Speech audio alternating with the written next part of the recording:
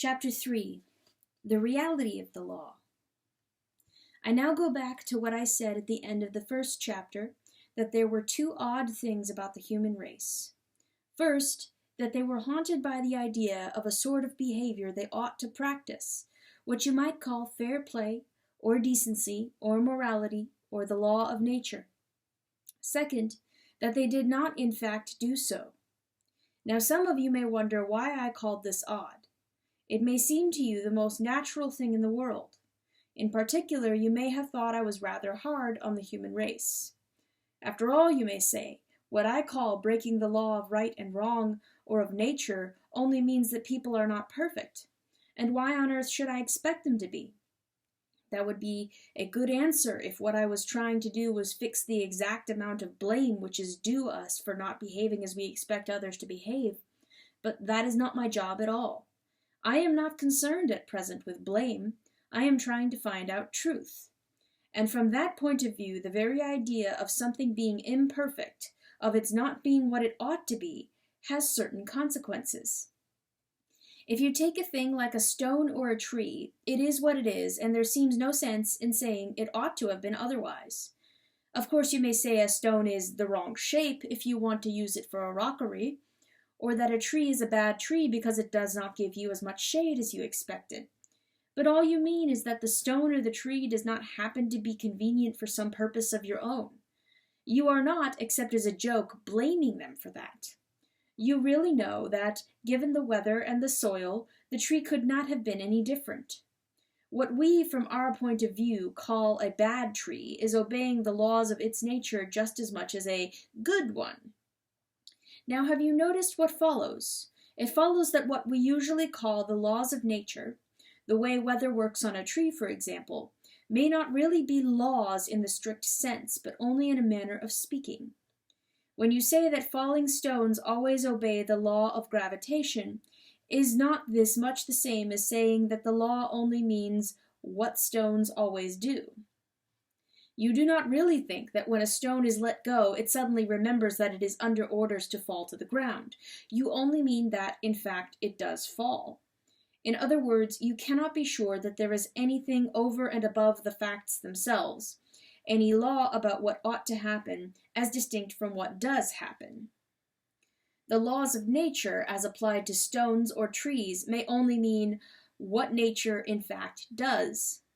But if you turn to the law of human nature, the law of decent behavior, it is a different matter.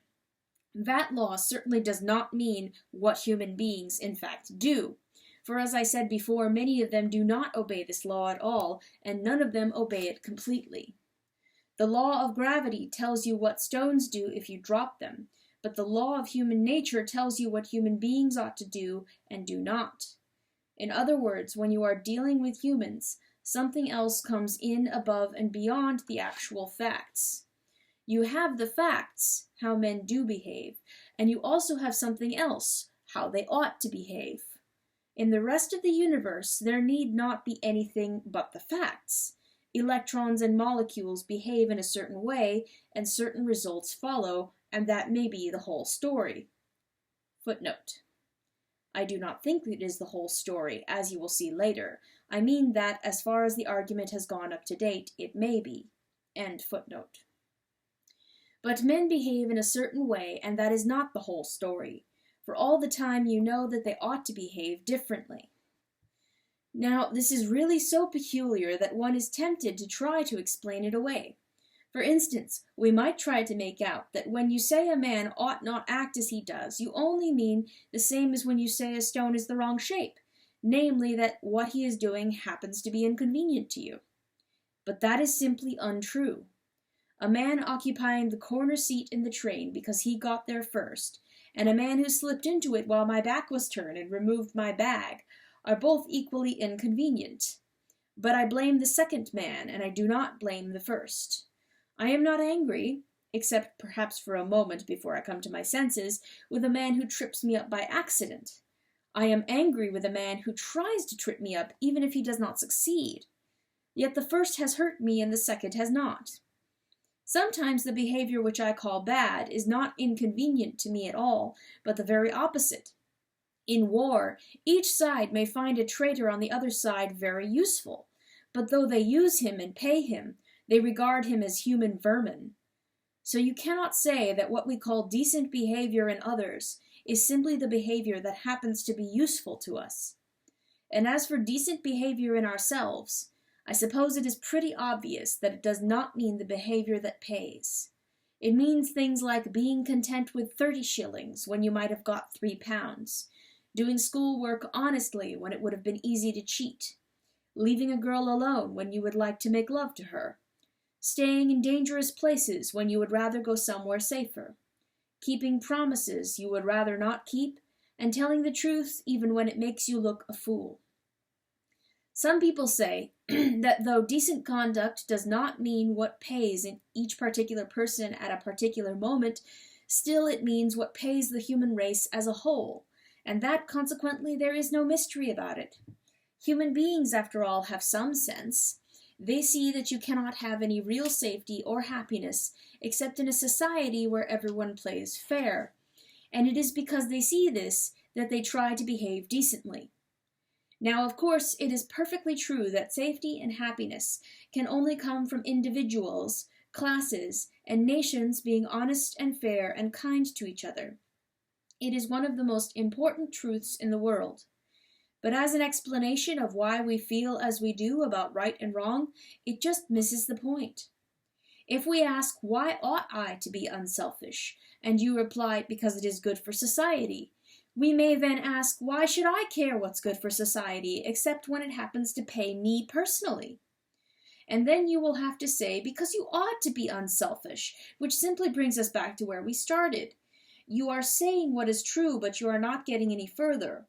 If a man asked, what was the point of playing football, it would not be much good saying, in order to score goals. For trying to score goals is the game itself, not the reason for the game. And you would really only be saying that football was football, which is true, but not worth saying. In the same way, if a man asks what is the point of behaving decently, it is no good replying in order to benefit society. For trying to benefit society, in other words, being unselfish, for society, after all, only means other people, is one of the things decent behavior consists in. All you are really saying is that decent behavior is decent behavior. You would have said just as much if you had stopped at the statement, men ought to be unselfish. And that is where I do stop. Men ought to be unselfish, ought to be fair. Not that men are unselfish, nor that they like being unselfish, but that they ought to be. The moral law, or law of human nature, is not simply a fact about human behavior in the same way as the law of gravitation is, or maybe simply a fact about how heavy objects behave. On the other hand, it is not a mere fancy, for we cannot get rid of the idea, and most of the things we say and think about men would be reduced to nonsense if we did. And it is not simply a statement about how we should like men to behave for our own convenience, for the behavior we call bad or unfair is not exactly the same behavior we find inconvenient, and may even be the opposite. Consequently, this rule of right and wrong, or law of human nature, or whatever you call it, must somehow or other be a real thing. A thing that is really there, not made up by ourselves. And yet it is not a fact in the ordinary sense, in the same way as our actual behavior is a fact. It begins to look as if we shall have to admit that there is more than one kind of reality, that in this particular case there is something above and beyond the ordinary facts of men's behavior, and yet quite definitely real, a real law which none of us made, but which we find pressing on us.